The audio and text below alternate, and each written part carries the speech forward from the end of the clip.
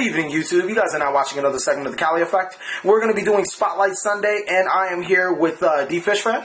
Hello. Leo Playstrong. I was molested like 30 minutes ago. And a very new acquaintance of ours. He's a pretty good guy. You guys are going to be hearing from him a lot more. Big Ben. What's good, YouTube? It's your boy Big Ben here, bringing you another swag profile from Brotherhood of the Swag Fist. Okay, see, I like him more of the other jackass because the other jackass is just the jackass. I'm sorry if you raped me like 30 minutes ago. I didn't touch you.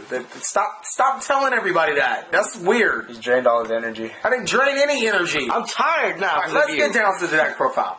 Anyways, my body was young and it wasn't ready. Okay, whatever.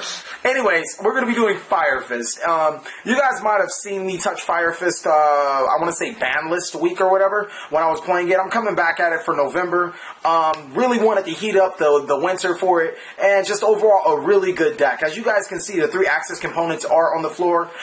Yes, we are going to be playing 3.5 axis, whatever you want to call it. It's not necessarily 3 axis because...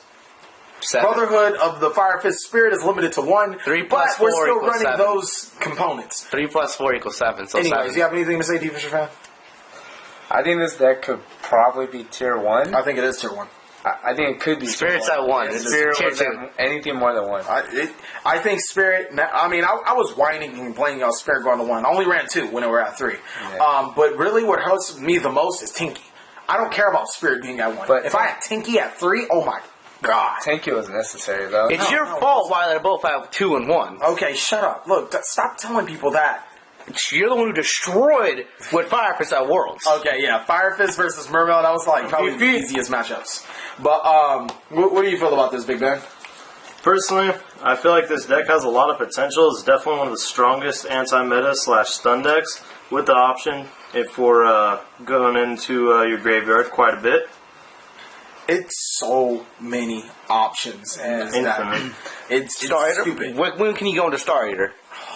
It really seems that those are the type of back row decks that are really shining this format. Is the back row decks that aren't just set 5 and, set a monster. Yeah. Except GKs. But biasing as much. But the ones that can set back row and then go offensively for a turn. Yeah. Or they could stop your offensive plays for a turn. Yeah. It really seems like the versatility is really helping. And this deck is just so extremely flexible with getting key components to the field. If you ask me about 4 axes, I'm going to put my fist to my tongue. Oh, yeah, that's nasty. Secret tech. That's not attack. Secret tech. Stop telling people my deck profile before they. This ain't even. Just stop. Just stop. Oh shit.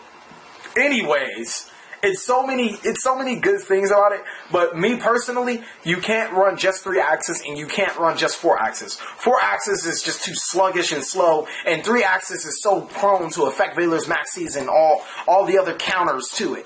You have to run a mix of both. And overall, just a really good deck. I really think this deck is tier 1 right now. I know what deck can beat it. What? MST Turbo. Beaver Wario TK. I know exactly what can beat this deck. See, we have an answer to Dragons or Cardinal. We have an answer for almost any deck in main board. That's the big thing. I know what deck's better than this. What? Utopia! Okay, maybe we lose to Utopia, We have a Summon Utopia! Quit that, compose. Good game. Wow, why did I even admit to you that a Utopia was a good deck?